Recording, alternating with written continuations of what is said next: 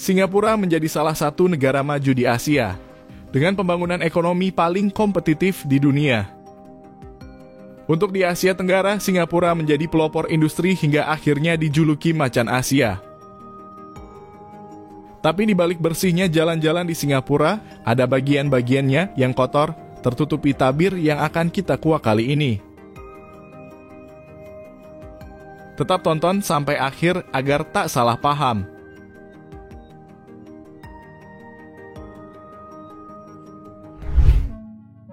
Singapura adalah negara kecil yang berada terpisah di ujung Malaysia dan dekat dari Kepulauan Riau.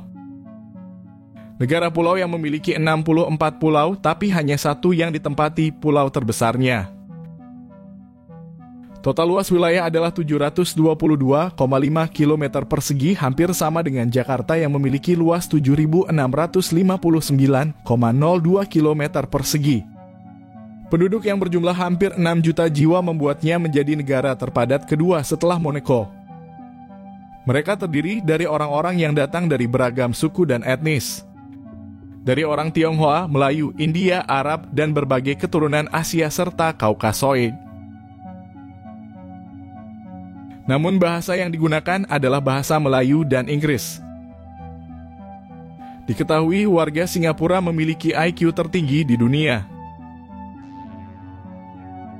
Lepas dari Malaysia tahun 1995, lagu kebangsaannya Majulah Singapura sudah diciptakan di tahun 1958 oleh orang Bukit Tinggi Sumatera Zubir Said.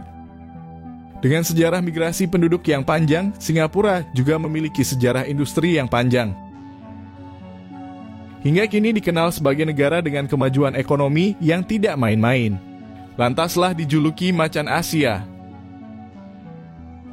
Salah satu pemasukan Singapura adalah dari sektor pariwisata, yang pada tahun 2018 saja setidaknya terhitung ada 20 juta turis mancanegara yang datang ke Singapura. Hal ini salah satunya didukung oleh kebersihan kotanya. Sampai-sampai Singapura dinobatkan sebagai negara terbersih di dunia. Sejarah bersihnya Singapura itu dimulai pada era Perdana Menteri pertama Singapura Lee Kuan Yew yang sangat terobsesi dengan kebersihan. Melahirkan kampanye Keep Singapura Clean yang kemudian memunculkan kebijakan denda kepada yang membuang sampah sembarangan. Setelah itu ada juga kampanye Use Your Hands yang mengajak warga untuk membersihkan lingkungan sendiri. Hal ini pun kemudian mengakar sampai di era modern ini. Meskipun kayak gitu bukan lagi warganya yang membersihkan, akan tetapi sudah ada petugas kebersihan. Sayangnya hal ini malah membuat mental bersih itu hilang dari warga. Bahkan salah satu warga asing yang berada di sana menuliskan pengalamannya selama berada di Singapura, bahwa orang-orang Singapura itu tidaklah sebersih itu. Siapa saja akan membuang sampah di mana saja, karena selalu ada petugas yang dibayar untuk menjaga Singapura tetap bersih. Ini serupa dengan kebiasaan warga yang acuh tak acuh terhadap lingkungan sekitar. Masih dari cerita pengalaman warga asing tadi, jadi pernah sekali ia berada di bis tingkat 2, lalu terjadi pelecehan tapi tidak ada satupun penumpang yang bereaksi. Bahkan memang tidak sebersih itu, buktinya ada juga Kampung Kumuh. Sebuah film dokumenter singkat yang dibuat oleh Public House Seji memperlihatkan tempat para pekerja migran tinggal. Lebih mirip asrama dibanding sebuah kampung. Terdiri dari satu ruangan yang tidak bersekat, berisi puluhan panjang tingkat, dipenuhi jemuran pakaian, perabotan-perabotan murahan yang membuat ruang gerak sangatlah sempit. Dalam video ini setidaknya mereka mengunjungi 5 asrama pekerja migran ini. Dari total populasi 40% memang dipenuhi oleh warga asing. Paling banyak sih adalah pekerjaan asing yang paling sering menerima sikap xenofobia atau ketidaksukaan terhadap orang asing. Bahkan orang Singapura bisa dengan enteng berteriak di depan wajahmu, pulang kamu sana ke negara kamu. Tapi tidak semua orang asing, tapi lebih tepatnya diskriminatif.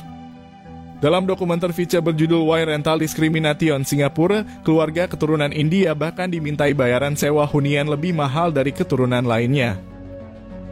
Seperti Sidat Kartik yang telah menetap lama di Singapura. Ia bercerita betapa susahnya menyewa rumah di Singapura, karena calon penyewa disaring berdasarkan rasnya. Beda kisah jika calon penyewa adalah warga dari Eropa. Pekerja asing tidak hanya berada di industri manufaktur. Untuk wanita ada juga yang menjadi gituan. Yang uniknya untuk menjadi gituan di Singapura harus memiliki surat izin dengan syarat harus perempuan dari 5 negara yang ditentukan,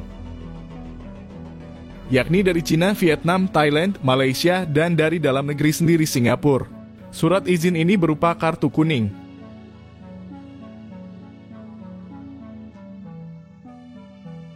Ini berarti rumah bordil di Singapura dikelola dan diatur oleh pemerintah. Dengan kartu kuning itu bekerja diwajibkan untuk melakukan pemeriksaan kesehatan rutin. Harus berusia 21 hingga 35 tahun dan melalui wawancara dilakukan oleh polisi setempat. Setelah itu polisi akan menyita kontrak serta paspornya, lalu yang dipegang hanyalah paspor salinan. Mereka wajib tinggal di rumah bordil, mengikut tes rutin, tidak boleh menikah dengan warga Singapura, dan tidak boleh menerima pekerjaan lain selain menjadi gituan. Jika melanggar akan dikenai denda $500 Singapura atau sekitar 5,2 juta rupiah, bekerja 6 hari dalam seminggu sampai masa berlaku kartu kuningnya habis.